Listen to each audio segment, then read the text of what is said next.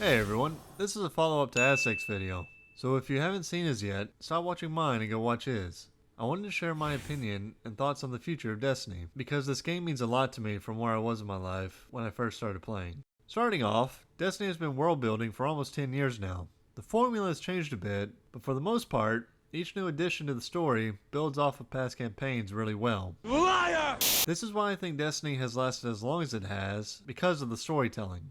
My theory behind this comes from playing all 9 years of Destiny through both the highs and the lows. I was there when Trials of the Nine was a thing, when people gave up on Destiny for being repetitive. Those were the dark ages for us veteran players. And just when we thought all hope was lost, Bungie would release a campaign that would hook everyone back into playing. A campaign so grand that would compare every other DLC to them. I'm sure you know what I'm talking about. The first was The Taken King. The second, Forsaken. And the third, it's debatable, but I do believe Witch Queen was really good. Maybe not as great as the other two, but close enough to be counted as one of the big three. These three DLCs are what turned Destiny around. When Destiny was said to be done and over with, Bungie and Activision pulled an Uno reverse and delivered everything we wanted, but it wasn't meant to last forever. Best way to look about it is to think of them as spikes. The spikes, representing when the game was at an all-time high. In between the spikes, the game would slowly start to decline both in quality and player base. As sad as it is for me to say, it feels like Destiny is always on a decline. The big three DLCs though, for sure were fun and more than entertaining. Everything we could have ever asked for and wanted, but it only lasted for a few months at most, and that's only for those three specific DLCs. The others, they might have lasted a month at best before people stopped caring and simply played other games. And that's why the campaign that is released with the yearly DLCs are vital to carrying Destiny for a year. Of course, new guns and exotic armor are just as important, but except for the few out of all Destiny players that play Crucible, or the 0.04% that play Gambit for fun, the campaign must leave an impression and be designed to hook players in to hopping back on tomorrow.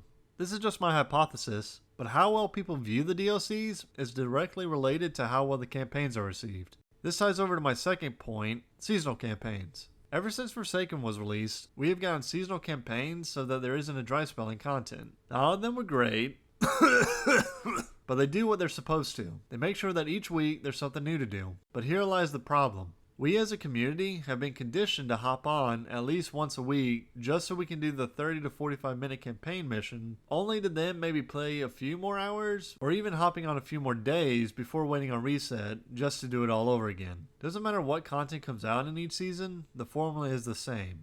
Why? Because it works. We may complain about it, but from a business standpoint, consistency is better than variety. It's what's known to keep players coming back, if only for a few days each week. Anyway, to help the formula, Bungie also releases a new form of content ever so often in the form of dungeons and remaster raids. This is their version of variety. I'll admit, they are fun and I definitely enjoyed them, but only for a few runs. After I solo flossed the dungeon, I could care less. It used to be that these dungeons are optional on a narrative standpoint, but in the most recent dungeon, something pretty big is revealed. Something that could affect the future storytelling in its entirety. So my question to you is, would you like to pay $19.99 to find out what that is? This leads to my third point and what Aztec talked about in his video. Hello, I like money.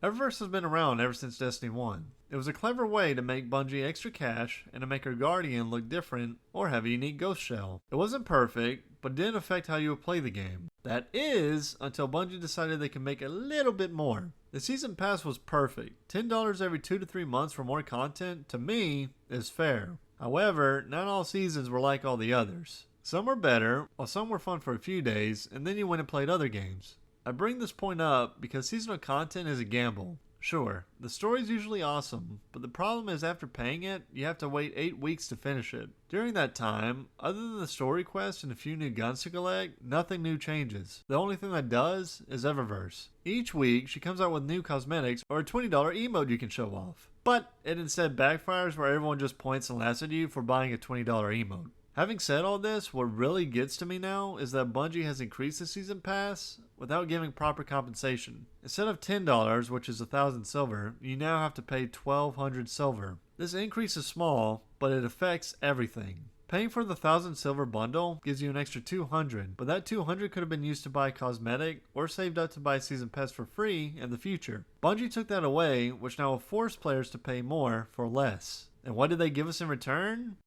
Gun pattern data that can be used to more quickly unlock the ability to craft a weapon. This is only in the season pass right now, but in the near future, I suspect you'll be able to pay for this in Eververse. And look, I don't care about that. If people want to pay to spend less time playing the game, then okay, fine. Props to you. The problem is, this is just one of the new ways Bungie has asked if we would like to spend more money. Another example is after you beat this year's campaign Lightfall on one character, you're given the option to skip the entire campaign that usually takes around 6 to 7 hours to fully beat by paying 2,000 silver or $20. That's more than a season's pass that's supposed to last a few months. And look, I get it. Bungie needs to make money to make content just like any other game. But why all of a sudden is there a change to the prices that haven't changed in 4 years? Why are there more options now to pay more money to play less of the game? I mean, it's not like they're working on a second game on the side, which would require them to make more money, right?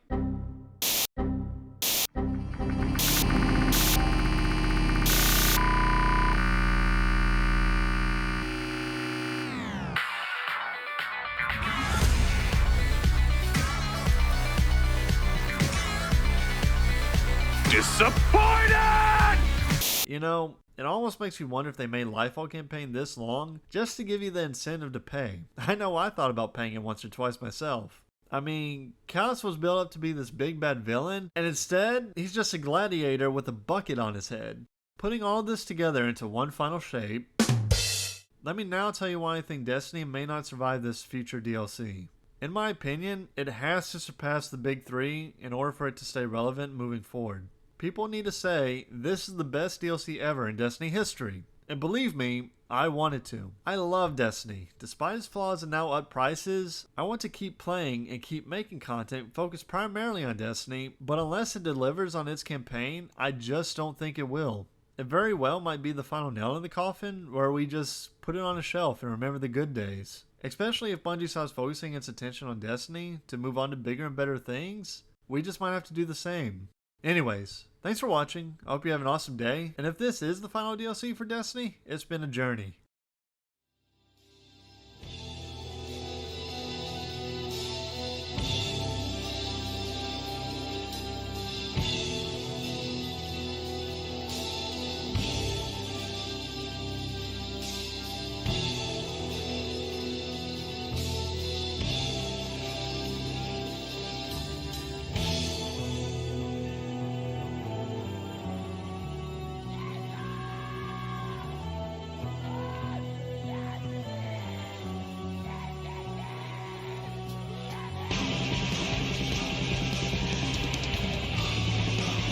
Our dance will never end. I am war.